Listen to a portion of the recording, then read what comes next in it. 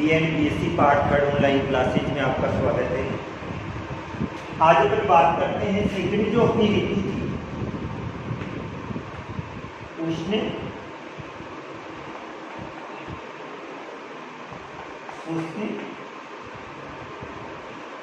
ग्रीष्म ऋतु।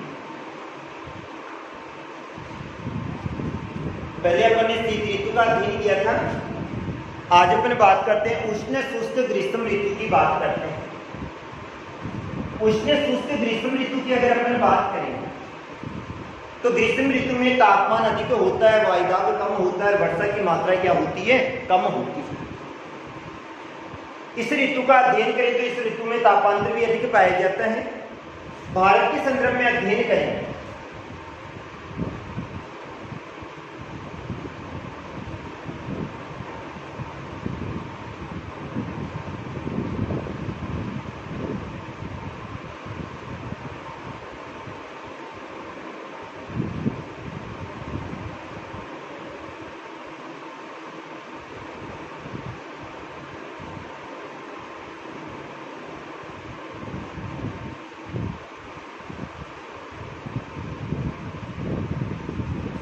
नीचे वाले भाग में हिंद महासागरीय क्षेत्र आ जाता है।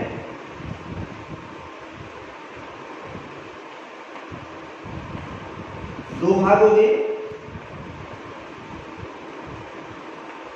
अरब सागर हो गया और बंगाल की खाड़ी। उष्ण शुष्क ग्रीष्म ऋतु के समय का अध्ययन करें तो इसका समय रहता है 15 मार्च से 10 जून के मध्य का समय रहता है।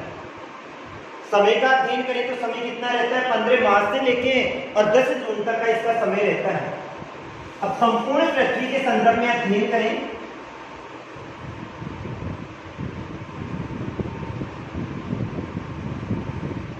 इक्कीस मार्च को सूर्य कहां सीधा चमकता है, भूमध्य रेखा पर सीधा चमकता है। 21 मार्च को सूर्य कहां सीधा चमकेगा, भूमध्य रेखा पर सीधा चमकता है। अब मार्च के बाद में सूर्य कहां जाएगा, उत्तर की ओर जाएगा। मार्च के बाद में जैसे सूर्य उत्तर की ओर जाने लगेगा, उत्तरी क्षेत्र में तापमान में क्या होने लग जाएगी, वृद्धि होने लग जाएगी। और भारत का अध्ययन करें तो भारत कौन से गोलार्ध में स्थित है, उत्तरी गोलार्ध में स्थित है। अतः मार्च के बाद में सूर्य किधर जाएगा, उत्तर दिशा की ओर जाएगा। और जब सूर्य उत्तर दिशा की ओर जाएगा तो उत्तरी दिशा के तापमान में क्या होने लग जाएगी, वृद्धि होने लग जाएगी। मार्च के बाद में अप्रैल आ जाएगा, मई आ जाएगा और जून।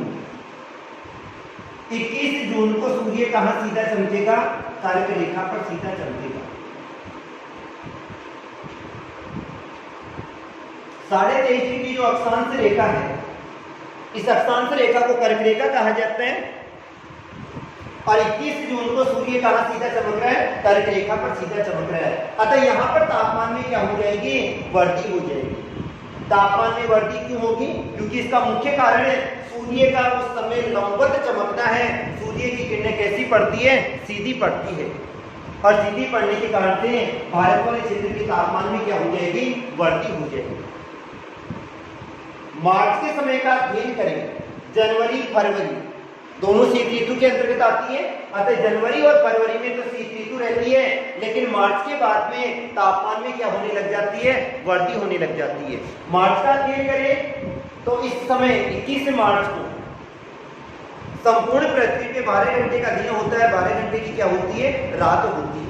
अब मार्च के बाद में अप्रैल मई और जून में सूर्य कहां चला गया, कर्क रेखा पर चला गया, तो भारत वाले क्षेत्र के तापमान में क्या हो जाती है, वृद्धि हो जाती है। और जैसे ही सूर्य कर्क रेखा पे सीधा चमकता है, अब 3 चीजों का अध्ययन करेंगे अपन। एक वायुदाब का अध्ययन करेंगे,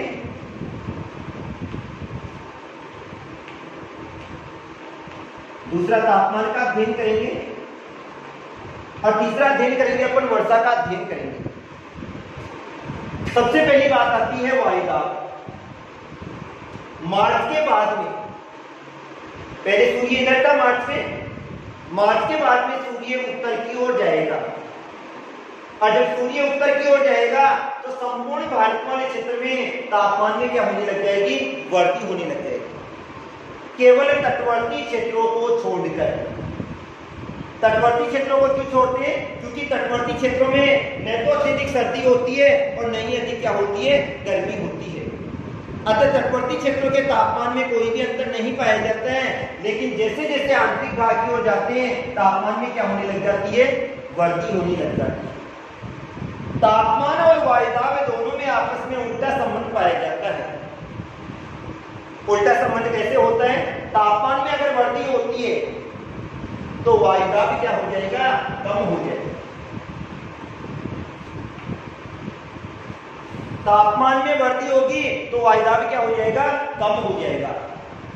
तो भारत का अध्ययन करें तो भारत में इस समय वायुदाब क्या हो जाता है, कम हो जाता है। लेकिन इसका उल्टा अध्ययन करें हिंद महासागर वाले क्षेत्र में, ऑस्ट्रेलिया वाले क्षेत्र में और अंटार्कटिका महाद्वीप वाले क्षेत्र में, इनमें यानी तापमान में क्या होने लग जाती है, कमी होने लग जाती है। अतः वहां पर वायुदाब क्या हो जाता है, अधिक हो जाता है।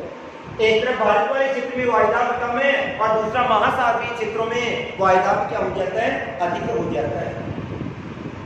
इस समय वायुदाब का अध्ययन करें तो राजस्थान वाले क्षेत्र में वायुदाब 997 मिलीबार हो जाता है।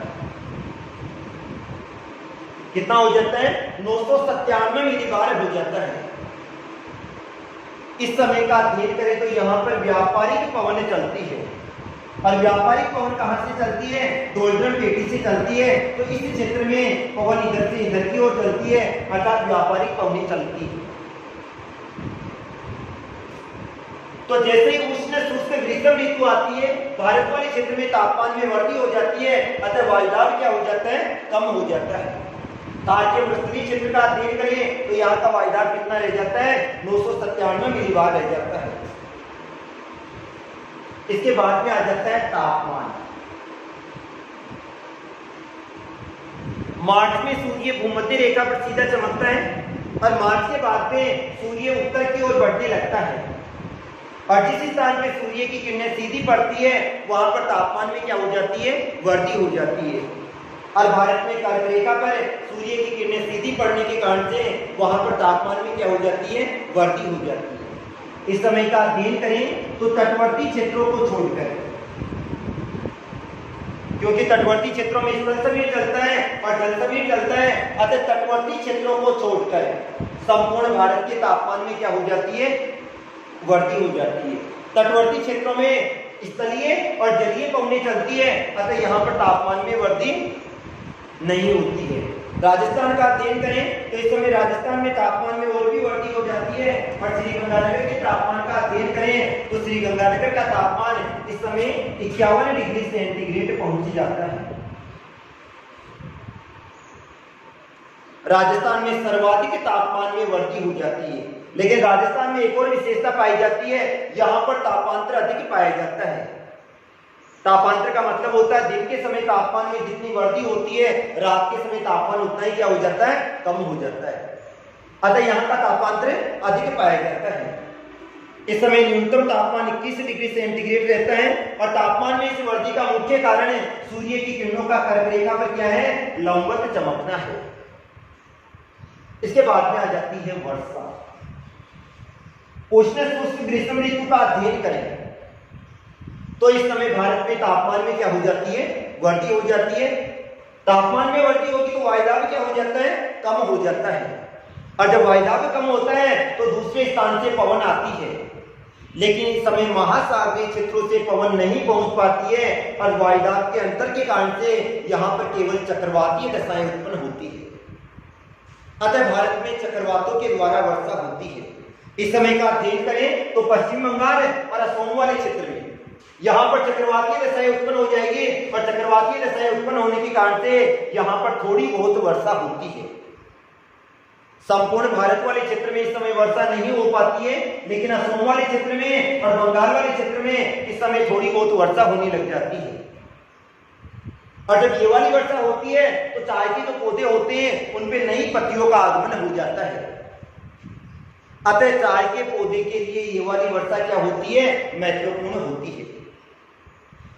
दक्षिणी भारत का अध्ययन करें तो इसे आम्र वर्षा कहा जाता है, और कहवा उत्पादक जो क्षेत्र है उसमें क्या कहा जाता है, फूलों वाली वर्षा कहते हैं।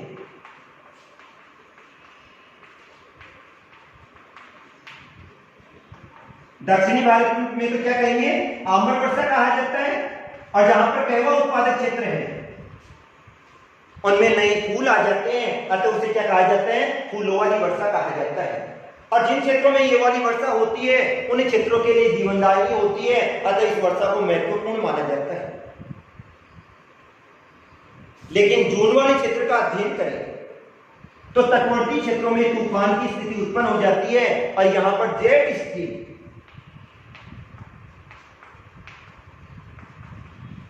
किसकी उत्पत्ति हो जाती है, जेट स्ट्रीम की उत्पत्ति हो जाती है।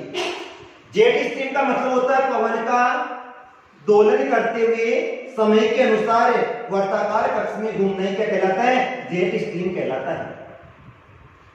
तो किसकी उत्पत्ति हो जाती है, जेट स्ट्रीम की उत्पत्ति हो जाती है। तो अपन अध्ययन करें, उष्ण शुष्क ग्रीष्म ऋतु का अध्ययन करें तो इस समय संपूर्ण भारत में तापमान में वृद्धि हो जाती है। तापमान में वृद्धि होने के कारण से वायुदाब क्या हो जाता है, कम हो जाता है। इस समय राजस्थान में वायुदाब मात्र 997 मिलीबार रहता है, जबकि यहाँ के तापमान का अध्ययन करें तो तापमान 51 डिग्री सेंटीग्रेड के आसपास पहुंच जाता है। इस समय का अध्ययन करें तो यहाँ पर केवल चक्रवातीय वर्षा होती है, और चक्रवातों के कारण से कुछ क्षेत्रों में दिन में वर्षा होती है। कहवा उत्पादक क्षेत्रों में फूलों वाली वर्षा कहा जाता है, और दक्षिणी भारत में क्या कहा जाता है, आम्र वर्षा कहा जाता है। असम वाले क्षेत्र में, दार्जिलिंग वाले क्षेत्र में जहां पर अत्यधिक मात्रा में चाय की कृषि की जाती है, वहां पर चाय के पौधों की नई पत्तियां आ जाती है, और नई पत्तियां आने के कारण से वहां की फसल के लिए ये क्या होती है, महत्वपूर्ण होती है। अब अपन अध्ययन करते हैं अपने तीसरे ऋतु का, और तीसरी ऋतु कौन सी है, वर्षा ऋतु।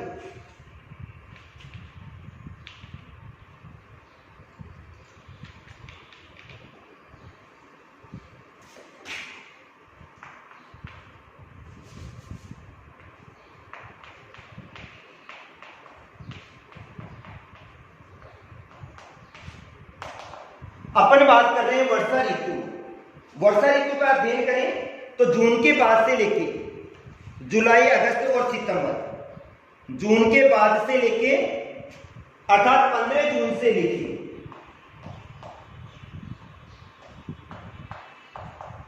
30 सितंबर का जो समय होता है वो किसका होता है, वर्षा ऋतु का समय होता है। जून का अपन ने अध्ययन किया था, और जून माह में संपूर्ण भारत में तापमान में वृद्धि हो जाती है, और जब तापमान में वृद्धि होती है तो वहां पर वायुदाब कम हो जाता है, और जैसे ही वायुदाब कम होगा दूसरे स्थान से पवन आती है। ये वाली पवन महासागरीय क्षेत्र से आती है, और महासागरीय क्षेत्र से आने वाली पवनें अपने साथ आर्द्रता लेकर आती है, अर्थात ये वाली पवनें जलवाष्प से परिपूर्ण होती है, और जैसे अनुकूल परिस्थितियां मिलती है ये वर्षा करना प्रारंभ कर देती है। तो वर्षा ऋतु का अध्ययन करेंगे।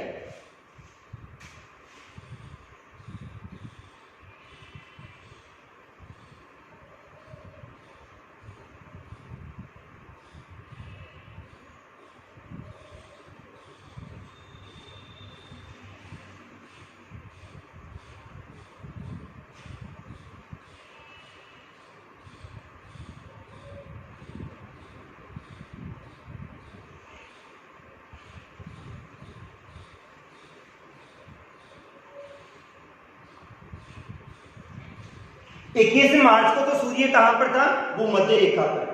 अप्रैल, मई और जून, 21 जून को सूर्य कहां पर चला गया, कर्क रेखा पर चला गया। और वर्षा ऋतु का प्रारंभ कब से हो रहा है, 15 जून से प्रारंभ हो रहा है। 21 जून को जैसे सूर्य कर्क रेखा पर जाता है, भारत वाले क्षेत्र के तापमान में क्या हो जाती है, वृद्धि हो जाती है। इस समय का अध्ययन करें तो अपन 3 चीजों का अध्ययन करेंगे। वायुदाब का अध्ययन करेंगे, तापमान का अध्ययन करेंगे, और किसका अध्ययन करेंगे, वर्षा का अध्ययन करेंगे। 21 जून का अपन ने अध्ययन किया 21 जून में सूर्य कहां पर होगा? कर्क रेखा पर होगा। अब इस क्षेत्र का अध्ययन करेंगे तो राजस्थान वाले क्षेत्र में इस समय वायुदाब क्या होने लग जाता है? कम होने लग जाता है। और इस समय यहां का वायुदाब 992 से लेकर और 996 मिलीबार हो जाता है। वर्षा ऋतु का अध्ययन करें तो वर्षा ऋतु में भारत वाले क्षेत्र के तापमान में वृद्धि हो जाती है, और जब भारत वाले क्षेत्र के तापमान में वृद्धि हो जाती है तो वहां यहां पर वायुदाब क्या हो जाता है? कम हो जाता है। इस समय राजस्थान के थार मरुस्थलीय क्षेत्र, इसका वायुदाब 992 से लेके कितना हो जाएगा? 996 मिलीबार हो जाता है। इसके अलावा अध्ययन करें तो हिमालय पर्वतीय क्षेत्र के आसपास तापीय संकल्पना के कारण से यहां भी वायुदाब क्या हो जाता है? कम हो जाता है। इसके अलावा पाकिस्तान के पेशावर के पास में और मुल्तान के पास में यहां पर भी एक निम्न वायुदाब का केंद्र स्थापित हो जाता है। 21 जून के बाद में सूर्य जब कर्क रेखा पर सीधा चमक रहा है तो भारत के तापमान में वृद्धि हो जाती है, और तापमान में वृद्धि होने के कारण से यहां पर वायुदाब क्या होने लग जाता है? निम्न वायुदाब हो जाता है। इस समय थार के मरुस्थल के पास में, हिमालय पर्वतीय क्षेत्र के पास में, पाकिस्तान के पेशावर और मुल्तान के पास में एक निम्न वायुदाब का केंद्र स्थापित हो जाता है। तो वायुदाब की बात करें तो वायुदाब तो क्या हो गया? कम हो गया। अब इसके बाद में अपन अध्ययन करें तापमान का। तापमान की बात करें तो जून में सूर्य की किरणें कर्क रेखा पे सीधी चमकती है, और कर्क रेखा पे सीधी चमकने के कारण से संपूर्ण भारत के तापमान में क्या हो जाती है? वृद्धि हो जाती है।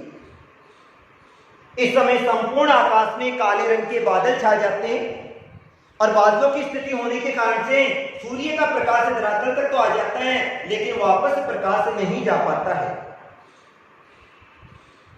प्रकाश कहां तक आ गया? धरातल तक तो आ गया, लेकिन वापस नहीं जा पाता है। अतः यहां पर उमस बढ़ जाती है। क्या हो जाएगी? उमस बढ़ जाती है। जैसे ही यानी राजस्थान में वर्षा होना या भारत में वर्षा होना प्रारंभ होती है, अचानक से तापमान नीचे आ जाता है, गिर जाता है। लेकिन जैसे ही वर्षा का अंतराल होता है, आज वर्षा हो गई 5 दिन 7 दिन 10 दिन तक वर्षा नहीं हुई, वापस तापमान में क्या हो जाती है? वृद्धि हो जाती है। तो वर्षा अंतराल में तापमान में क्या हो जाती है? वृद्धि हो जाती है। इस समय का अध्ययन करें तो यहां पर तापमान कुछ क्षेत्रों में, राजस्थान का अध्ययन करें तो तापमान 38 डिग्री सेंटीग्रेड तक पहुंच जाता है। और जैसे ही वर्षा होने के बाद में तापमान में वृद्धि होगी, यहां पर कोहरा उत्पन्न हो जाता है। इस समय आर्द्रता का अध्ययन करें तो संपूर्ण भारत में 80 से लेके 90% तक क्या पाई जाती है? आर्द्रता पाई जाती है। अब तापमान में वृद्धि हो रही है, वायुदाब क्या हो गया? कम हो गया। अब अपन बात करते हैं वर्षा ऋतु कौन सी है? वर्षा ऋतु है। अब इस समय का अध्ययन करें। नीचे कौन सा महासागर आ गया? हिंद महासागर आ गया। इसके दो भाग हैं।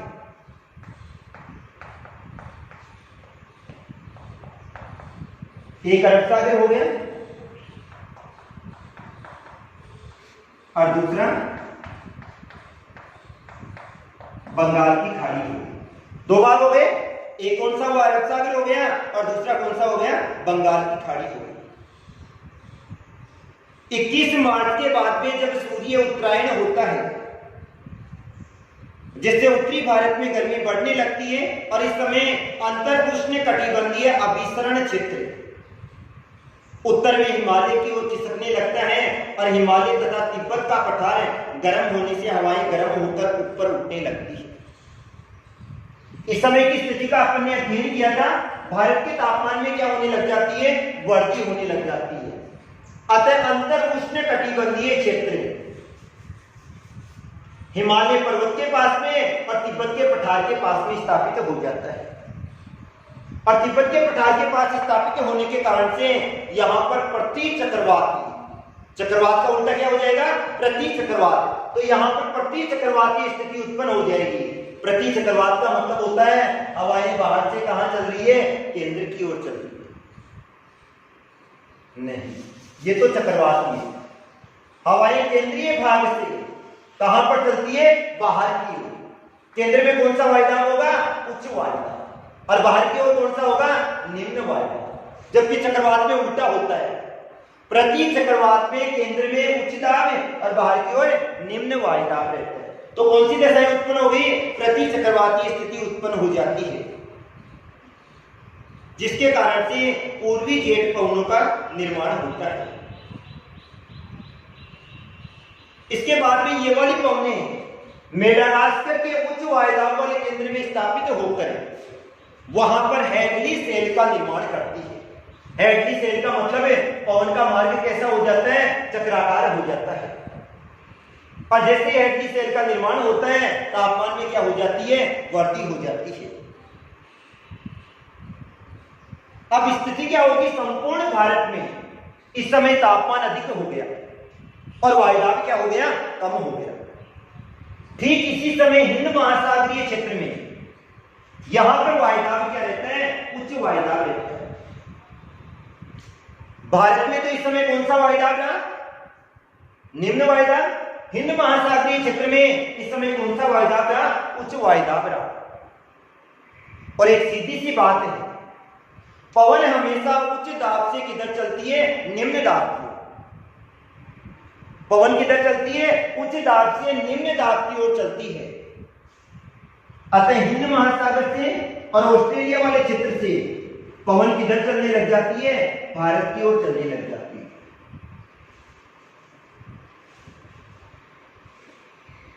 जैसे जून माह का आगमन होता है,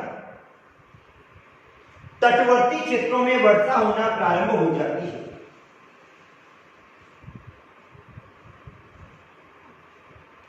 तटवर्ती क्षेत्रों में इस समय जलीय भाग से पवन चलती है, अतः तटवर्ती क्षेत्रों में क्या होने लग जाएगी, वर्षा होना प्रारंभ हो जाती है। जैसे जैसे भारत में वायुदाब कम होने लग जाएगा, पवन का वेग अधिक होने लग जाएगा। ये वाली जो पवन आती है वो कहां से आएगी, हिंद महासागर से आती है। और हिंद महासागर से आने वाली पवनें आर्द्रता से परिपूर्ण होती है। जैसे इस पवन को अनुकूल परिस्थितियां मिलती है, अनुकूल परिस्थितियों से मतलब होता है मार्ग में कोई रुकावट आती है, यहां से उठने वाला मानसून दो शाखा के रूप में विभक्त होता है, एक अरब सागर की शाखा, दूसरा बंगाल की खाड़ी की शाखा। अरब सागर की शाखा यहां से भारत की ओर जाती है और राजस्थान में अरावली पर्वतमाला समानांतर होने के कारण से दो शाखा के रूप में विभक्त हो जाती है, एक इधर निकल जाएगी, एक इधर निकल जाएगी। लेकिन तापीय संकल्पना के कारण से उसी समय हिमालय पर्वतीय क्षेत्र के पास में निम्न वायुदाब का केंद्र स्थापित हो जाता है। अतः ये वाली शाखा भी सीधी कहां पहुंच जाती है, हिमालय पर्वतीय क्षेत्रों के पास पहुंच जाती है।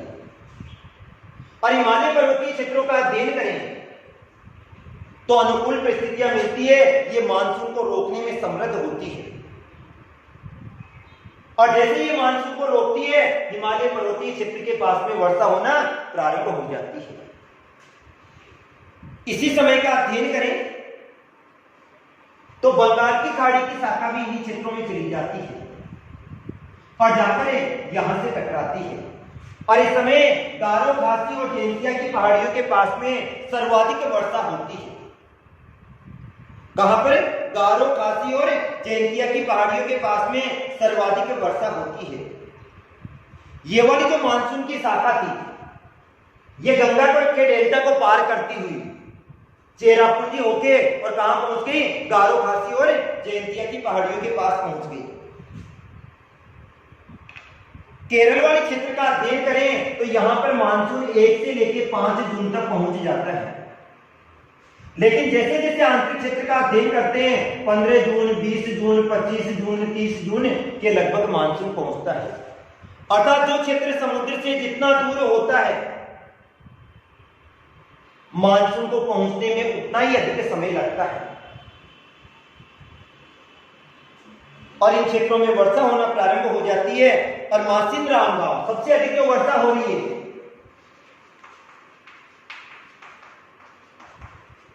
पहले चेरापूंजी था, अब कौन सा है, मासिन राम गांव है। और यहां पर वर्षा का अध्ययन करें तो एक बार में इतनी वर्षा हुई थी कि 7 मंजिला मकान है उसमें डूब गया था। कितनी वर्षा हुई थी, 1392 सेंटीमीटर यहां पर वर्षा हुई। पहले स्थान 1 नंबर कौन आ रहा था, चेरापूंजी। अब 1 नंबर पे कौन आता है, मासिन राम गांव आता है। तो ये वाली थी वर्षा ऋतु। तो वर्षा ऋतु का अध्ययन किया था। तापमान में क्या हो जाती है, वृद्धि हो जाती है, वायुदाब कम हो जाता है। ठीक इसी समय हिंद महासागर में तापमान कम होने के कारण से वहां पर वायुदाब क्या रहता है, उच्च रहता है। और वायुदाब उच्च रहने के कारण से पवन 2 शाखा के रूप में चलती है, एक अरब सागर और दूसरी बंगाल की खाड़ी। ये वाली दोनों की दोनों भारत में प्रवेश करती है। और भारत में ये कौन सी, दक्षिणी पश्चिमी मानसून के नाम से प्रवेश करती है। कौन से मानसून है, दक्षिणी पश्चिमी मानसून के नाम से प्रवेश करती है। और जैसे ये प्रवेश करती है, एक शाखा अरब सागर की हो गई, दूसरी शाखा बंगाल की खाड़ी की हो गई। और जैसे इसको अनुकूल परिस्थितियां मिली, ये वर्षा करना क्या कर देती है, प्रारंभ कर देती है। ओके, ये थी अपनी वर्षा ऋतु। Thank you.